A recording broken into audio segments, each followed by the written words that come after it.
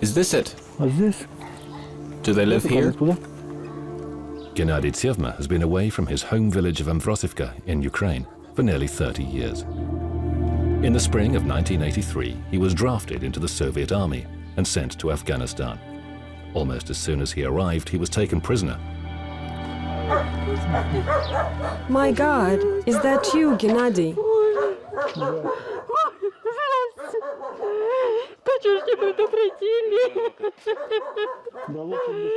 This is the first time he's been home after all those years. When he left, his cousin Natasha was 29 years old. Now, she's 58. Is this your son? What's his name? Igor. Hello, Igor. Hello, hello.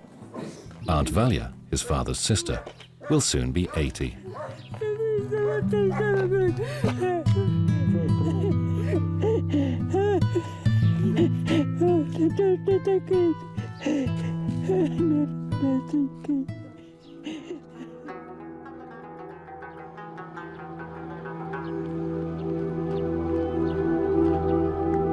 Gennady's mujahedeen captors gave him the Muslim name of Nikmamat. He reluctantly takes his 6-year-old son to this hill on the outskirts of Kunduz, where the remnants of Soviet tanks can be found scattered all over the slope. I still have vivid memories of those events, even though 20 years have passed. I saw our tanks and soldiers being blown up, but I couldn't do anything about it. I was being held prisoner. On that ill-fated day in 1983, Gennady left his unit without permission. He claims he was drunk and simply wanted to see people praying in the local mosque.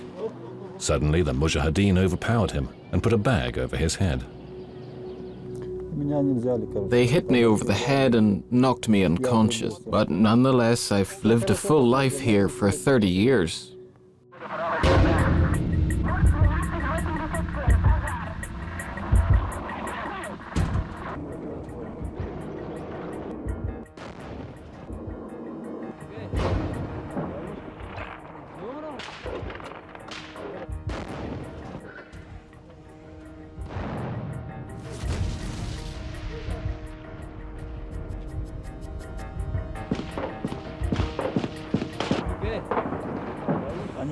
The mujahedeen tried to force me to fight on their side, but I didn't. They put a gun in my hands, but I never fired a single shot. This is what Gennady Tsevma looked like when he was sent off to join the Soviet army. Next to Gennady is his brother Sergei, who was only 11 years old at the time. Years later, Gennady Nikmamat was able to find his brother's address and phone number. Hi, dear brother. Do you want me to come and see you? Will you be waiting for me?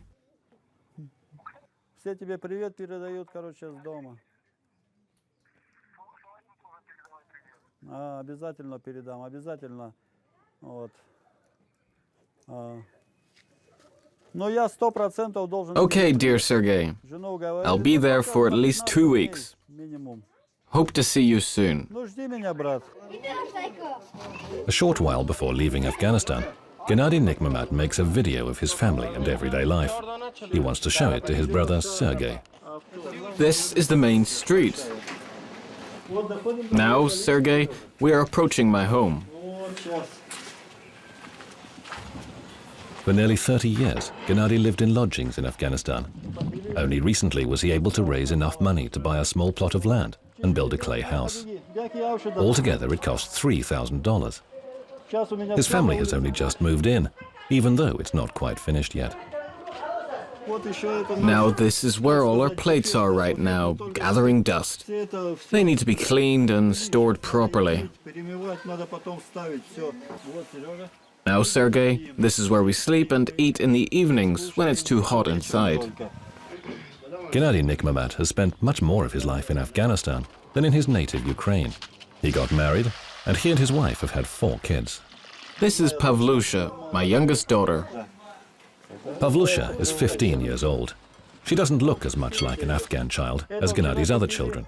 She has freckles, a pale face and blue eyes, quite typical of a Ukrainian girl. Do you know who this is, Sergei? It's my little boy, Samedjon. He's 6 years old. He's just started school. Sangimo, Gennady's eldest daughter, is 17. She'll soon leave her parents' home to go to Kabul to get married. Her parents are making preparations for the wedding ceremony. Now, Sergei, let's go into this room. Please let me introduce you to my wife. Her name is Yeva. Gennady Nikmamat married Yeva when she was only 15 years old. 21 years on, they're still together. Their first child was born shortly after the marriage. His father nicknames him Fyodor. Now, Sergei, let me show you Fyodor. Just a moment. Gennady Nikmamat has taught his son a few Russian phrases so he can greet his relatives in Ukraine. Uncle Sergei. Okay, Fyodor, say, I want to come and visit you in Ukraine. Ukraine.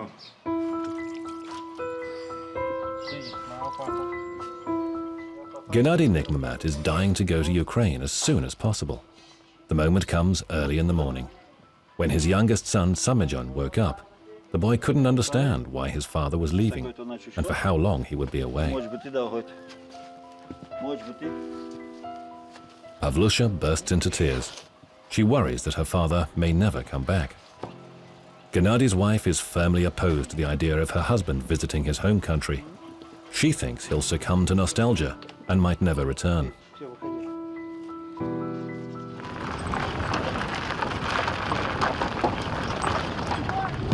Fazullo accompanies his father all the way to the border with Tajikistan, which used to be part of the Soviet Union.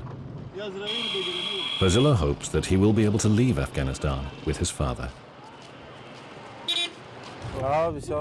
It makes me happy to know that at long last my father is going to his home country. God willing, I might go there sometime too. I don't know what is more important to me, my home country or my family. I hope that things work out somehow. The port of Shirkan Bandar is on the border of Afghanistan and Tajikistan. Gennady Nikmamat bids farewell to his son. This bridge we're on takes us across the border.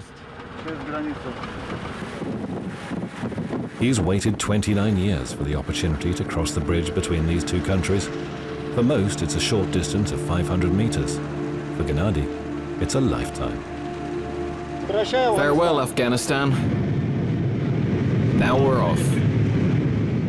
It takes 5 hours to fly to Kiev and another 1.5 to Donetsk. Gennady Nikmamat can't take his eyes away from the window. 30 years ago, he flew the same route, but in the other direction. I'm flying into a new life. As the plane approaches, only a few minutes remain before he's able to step on his native soil. He's longed for this moment throughout his years of captivity in Afghanistan.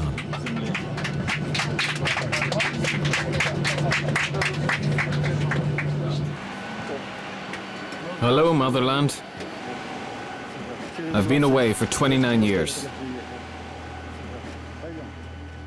Gennady's brother Sergei lives in Taras, 70 kilometers from Donetsk. Gennady last saw him just before he left for the army. Sergei was a young boy then. Can I come in? May I? It's you, brother. Come in, come in. Hello. Sergei has never believed that his brother betrayed the Soviet Union to side with the mujahedeen. Hi, Ludmila. Welcome, Gennady, welcome. Come in, dear. Initially, letters from his army unit said Gennady Tsevma was missing. Later, they claimed he'd gone over to the Afghan side. But Sergei was somehow sure the truth would come out one day and they would see each other again. Let me hug you, brother. Don't we look alike? How's your heart? My heart's pounding. I went out for a smoke, but my hands are still shaking. The following morning, they head to the village of Amvrosivka, where the two brothers spent their childhood. It was from there that Gennady Nikmamat was drafted into the army. As he walks around, the streets evoke vivid memories of those distant times when he was simply a boy called Gennady. My sweet Amvrosivka. Even after so many years, I have no difficulty finding my home. I cross the ravine, turn on Pushkin Street, and then turn on the right. Just like that. Their old street looks just as it did 30 years ago. There's still no asphalt. Only old people live in the neighborhood now. All the young people have moved to the big cities. Gennady Nikmamat has seen that it's hard to live both in Kunduz and Amvrosivka. Our house is all run down. It's not even been painted. Maybe they have no money. This was the house Gennady Nikmamat lived in before heading to Afghanistan. He adores every single nook and cranny in it. I used this window to get in and out. The home was sold after both their parents died and Sergei moved to Torres. Nobody in? Well, if there's nobody about, let's go.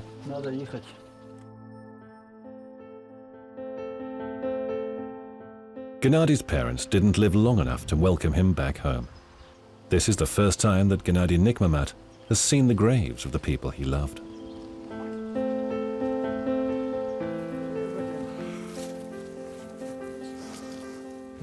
Hello, Father.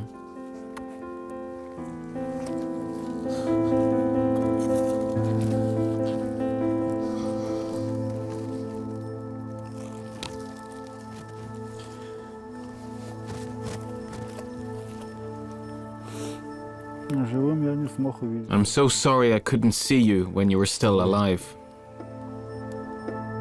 Back in 1991, Gennady's parents were told their son was still alive, imprisoned in Afghanistan. He pleaded with me to come back home, but no, I could never do it. Gennady's father died a few years later. Well, goodbye, Dad. Farewell. His mother died shortly afterwards. She was buried close to her husband.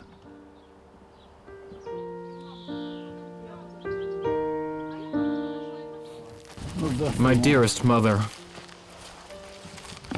Gennady asks his mother to forgive him and promises to come here again each year.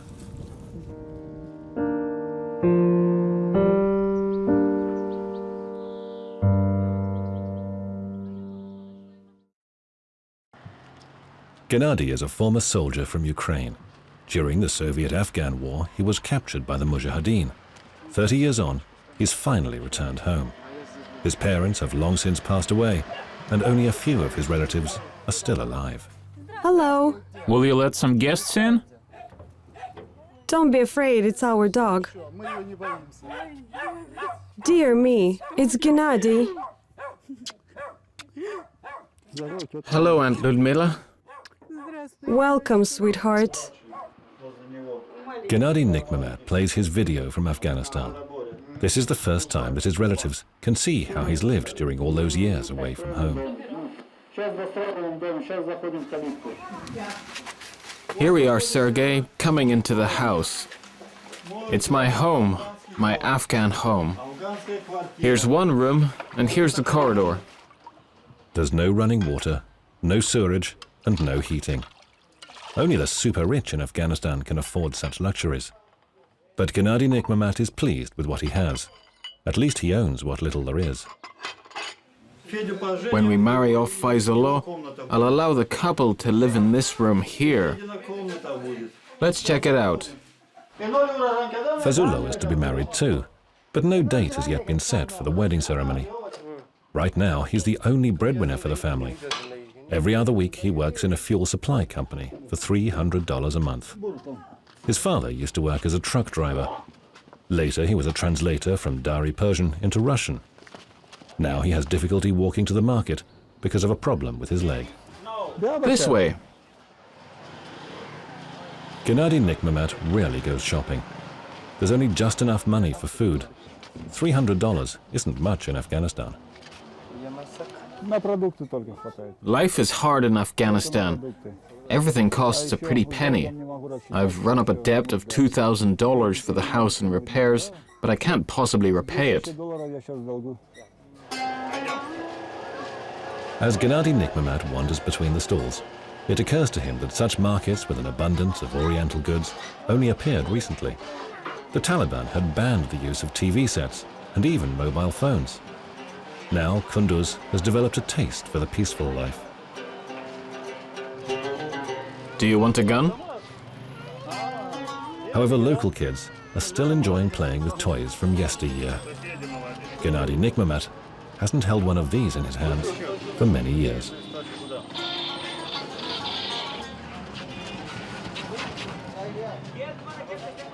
Another present is a yashmak for Gennady's eldest daughter. Yashmaks cost $9 apiece. Women in Kunduz still cover their faces with veils, but ladies of fashion in the capital Kabul can afford to wear a regular headscarf. Women have to cover their faces. After all, this is a Muslim country. My daughter will have to follow this tradition too, because she is now a grown-up woman.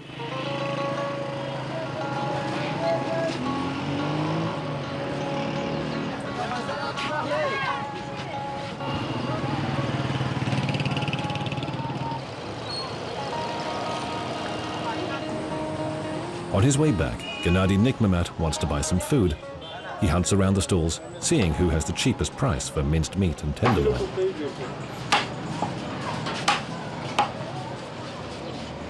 There are no fridges here. The meat sits out in temperatures of over 45 degrees Celsius. Gennady Nikmamat doesn't have enough money to get a fridge yet. Instead, he buys ice at the local market. Today, Gennady Nikmamat looks forward to a feast. Meatballs with potatoes, just like he used to have back in Ukraine. His wife Yeva cooks it up for him. She's pleased with her husband. He's caring and very generous. Although we've been together for more than 20 years, my neighbors, friends and relatives still think my husband is a Russian. Afghan men often beat their wives up. He has never done that. There are neither chairs nor tables in Gennady Nikmamat's house. Like all Afghan Muslims, the family sits on the floor at mealtime. When food was scarce, they often ate nothing but flat cakes for weeks on end.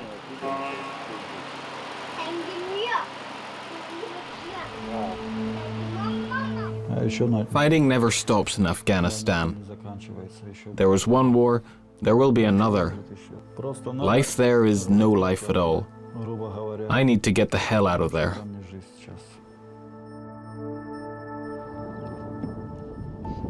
At one point, Gennady Nikmamat began to seriously consider the prospect of returning home for good. Nearly every night he saw his village in his dreams. The clinic, the dam, the bus terminal, and the chestnut tree near the bus stop. Gennady Nikmamat was a young man when he left his country. Now he's so old that his cousin didn't even recognize him when he visited her at work. Come over, please. Somebody's here to see you. Do you recognize me? Is this her, Sergey? She doesn't recognize me. I think she's in shock.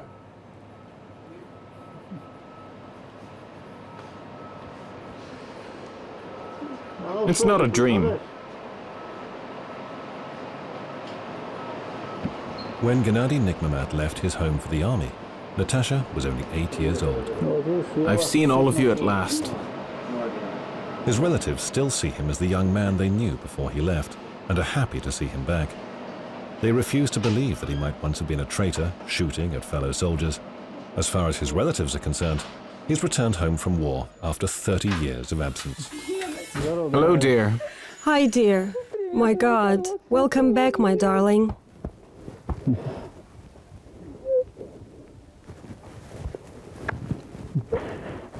It's hard for you to stand up.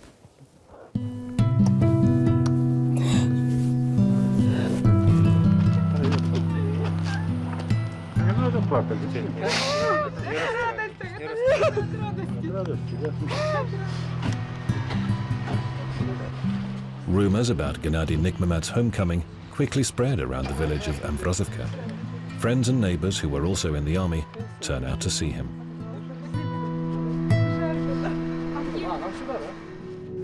Hello, guys. I'm not speaking to you. Gennady Nikmamat had not expected this sort of welcome. I can't greet you, brother. First tell us what you did in Afghanistan all those years. Then we'll decide whether or not we can shake hands. It's only natural.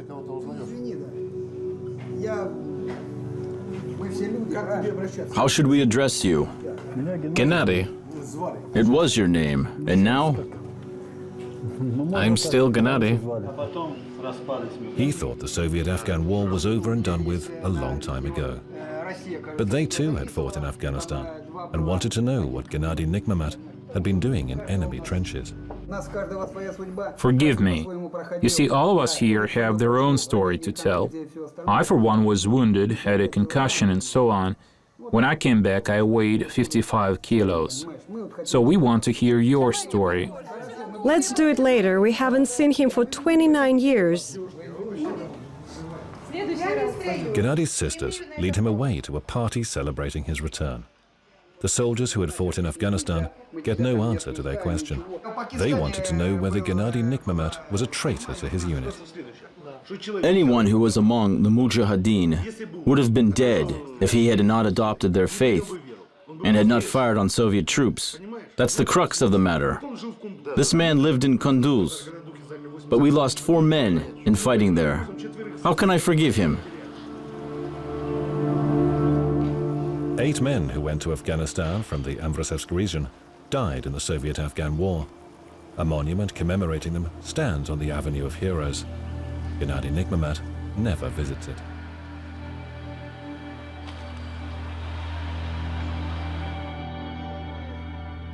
Ассаламу алейкум, Гена. Привет, дорогой. Привет, привет. Привет. Как ты? Gennady Nikmamat has dreamed of this reunion for 29 years. All of his surviving aunts, sisters, and brothers are gathered together. I'm so happy to see you in our country, 29 years on. I'm very glad for all of us here. Thank you very much.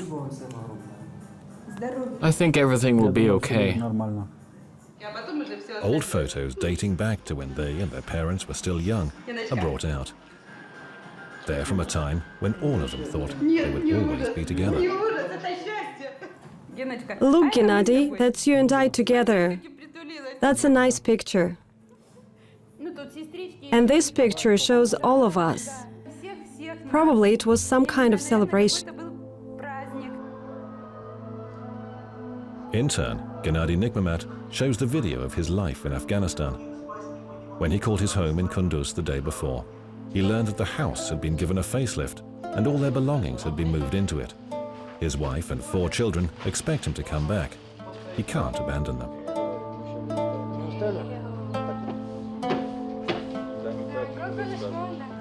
Before heading back to Afghanistan, Gennady Nikmamat drives to a field to reflect. Even though he's spent the first 18 years of his life in Ukraine and 30 in Afghanistan, he's a stranger in both countries. To the latter, he's a Shirawi, a Farsi name for Soviet soldiers in Afghanistan, while to some in Ukraine, he's a deserter. He still can't decide for himself whether he's a traitor or a victim of circumstance. Was it better that he survive, or should he have ended up just another unknown soldier lost in the turmoil of war?